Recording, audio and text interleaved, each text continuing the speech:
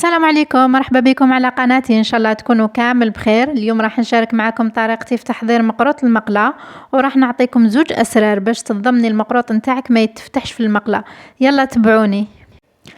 نجيب قصعه نحط فيها 3 كيلات سميد متوسط، نضيف لها نص كيلة فرينه ورشه ملح ومغرفه صغيره فاني وزوج مغارف كبار سكر، ونخلط هاد المكونات الجافه مع بعض.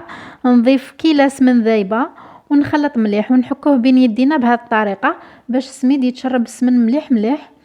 كي يتشرب السميد السمن هذاك نجيب علبه ونحط فيها هذا الخليط ونخليه يبات ليله كامله. ودرك نروحو باش نحضروا الحشو. نجيب كميه من الغرس، انا هنا استعملت تمر كنت فورته ورحيته. نضيف له كميه من الكاوكاو محمص ومرحي خشين، انا نحب نزيد له الكاوكاو خاطر يعطيه واحد لوغو هكا شباب، وكميه من الجلجلان محمص، ونضيف ملعقه سمن ما تكونش معمره بزاف، ونخلط هاد المكونات مع بعض نعجنهم مليح. نضيف لهم مغرفه صغيره حتى زوج مغارف صغار قرفه، ونضيف ايضا مغرفه كبيره ماء الزهر ومغرفه صغيره من معطر ماء الزهر، وندمج المكونات مع بعض ونحط الحشو بجاه. نرجع نجبد خليط السميد والسمن اللي خليته بات ليله كامله. انت تقدري توجديه الصباح وتخدميه في الليل تقليه عادي نورمال. نضيف له بياض حبه بيض وزوج مغارف صغار معطر ماء الزهر، وهنا عندي نصف كاس ماء ونصف كاس ماء الزهر، خلطتهم مع بعض باش نجمع بيهم العجين. وهكذا نبدا نشمخ في السميد تاعي غير بالعقل، ما نعجنوهش. نشكل حربوش بهذا الشكل ونفتحه في الوسط ونحط فيه حربوش من الحشو ونغلق عليه ونروليه هكذا شويه. نقطع مقروضات، الحجم نتاعهم اختياري على حسب الذوق. انا هنا درتهم صغار شويه باسكو نحب المقروط يكون صغير. نحكموا الحبه نروليوها هكذا باش تعطينا شكل يكون بومبي بيان اغوندي، والمقروط نتاعنا ما يكونش مسطح. وهكذا نخدم ونحط في صينيه حتى نكمل الكميه اللي عندي.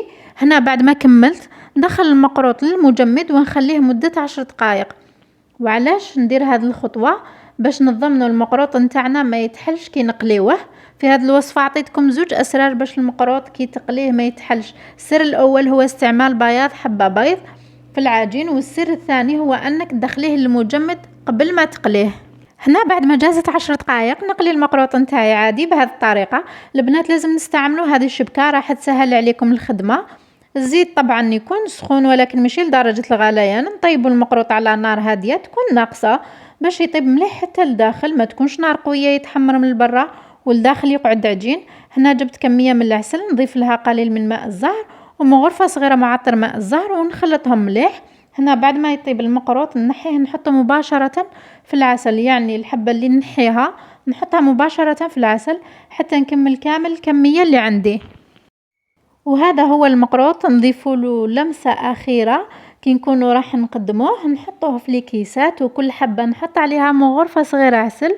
العسل يكون ثقيل بدون اي اضافات، ونرش عليه الجلجلان محمص. انا هذه الخطوه نحب نديرها عند التقديم، يعني هذه الحاجه ما نديروهاش الكامل كميه الحلوى اللي عندنا على ضربه، نخليوها حتى نكونوا راح نقدموا الحلوى نتاعنا نديروها. جربوا هذه الطريقه بالتاكيد راح تنجح لكم ومضمونه 100%، ما راحش تندموا. كانت هذه وصفتنا لنهار اليوم، نتمنى تكون نالت اعجابكم. الى اللقاء في فيديو قادم ان شاء الله، ودمتم سالمين.